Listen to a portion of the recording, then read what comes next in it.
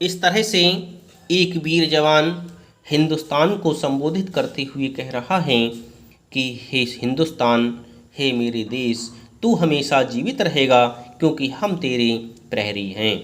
हमने तेरे लिए अपना तन मन धन सब कुछ कुर्बान कर दिया है। हम अपने प्राणों को भी न्यौछावर कर देंगे, परंतु तुझे कभी मरने नहीं देंगे, अर्थात तुझ पर कभी भी विपत्ति को नहीं आने देंगे। यदि तुझ पर विपत्ति आएगी तो हम उस विपत्ति को अपने प्राणों से भी दूर करेंगे। इस तरह से ऐ मेरे हिंदुस्तान हमेशा जीवित रहे। हम सपूत उनके जो नर थे, अनल और मधु के मिश्रण, जिनमें नर का तेज प्रखर था, भीतर था नारी का मन। एक नयन संजीवन जिनका, एक नयन था हलाहल, जितना कठिन खडक था कर में, उतना ही अंतर कोमल। थर थर तीनों लोक कांपते थे, जिनकी ललकारों पर स्वर्ग नाचता था रण में, जिनकी पवित्र तलवारों पर। हम उन वीरों की संतान, जियो जियो ए हिंदुस्तान। इस तरह से वीर सपूत कह रहे हैं कि हम सपूत उनके जो नर थे, अनल और मधु के मिश्रण।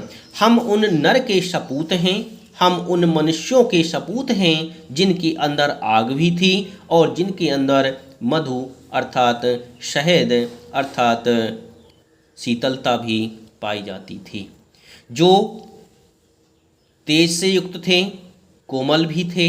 ऐसे हम नरों के सपूत हैं, जिनमें नर का तेज प्रखर था, भीतर था नारी का मन। उनके तेज हमेशा झलकता रहता था।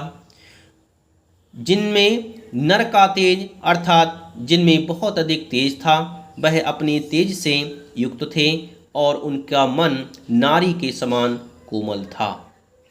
वह शत्रुओं के लिए अपना तेज फैलाते थे, शत्रुओं के सम्मुख वीरता दिखाते थे और उनका मन दुखियों के प्रति हमेशा नारी के समान कोमल था।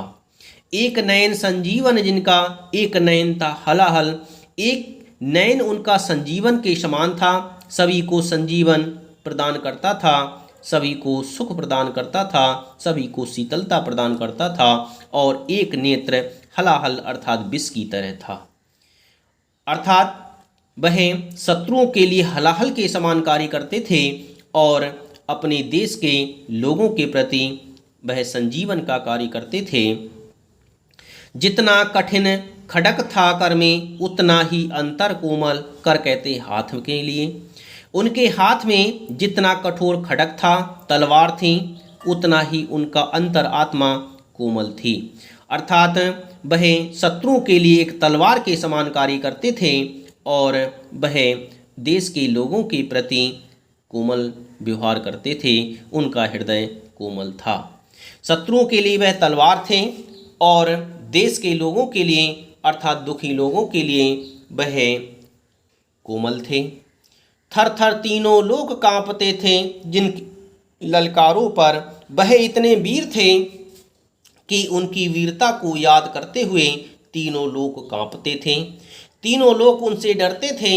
वह वीर अपनी वीरता के कारण तीनों लोकों में झंडा फहरा चुके थे, अर्थात तीनों लोग उनकी वीरता की ललकार करते थे, जयकारा करते थे। स्वर्ग नाचता था रण में, जिनकी पवित्र तलवारों पर।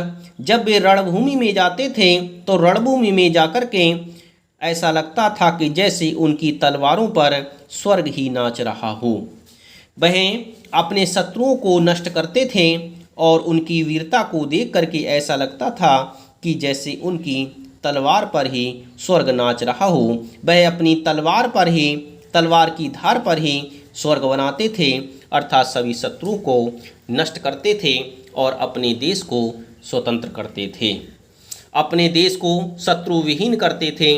इस तरह से वह वीर अपनी तलवारों के द्वारा इस देश को स्वर्ग बनाने का कार्य करते हैं। हम उन वीरों की संतान, जियो जियो ये हिंदुस्तान। हम ऐसे वीरों की संतान हैं, इसीलिए है हिंदुस्तान तो हमेशा जीवित रहे, हमेशा जीता रहे।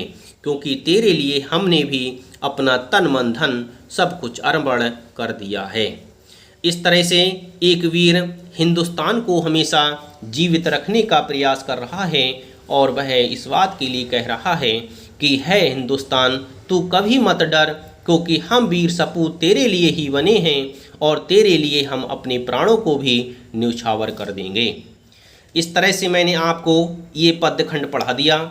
अब इससे बनने वाले प्रश्नों के लिए आप लोग अपनी कॉपी में लिखेंगे। इसमें प्रश्न दिए गए हैं, नवीन भारत से क्या तात्पर्य है। सबसे पहले आप इस पद्यखंड को लिखें, इसके बाद इससे बनने वाले प्रश्नों के लिए आप लोग लिखेंगे और मैं आपको अभी इनके उत्तर बताऊंगा।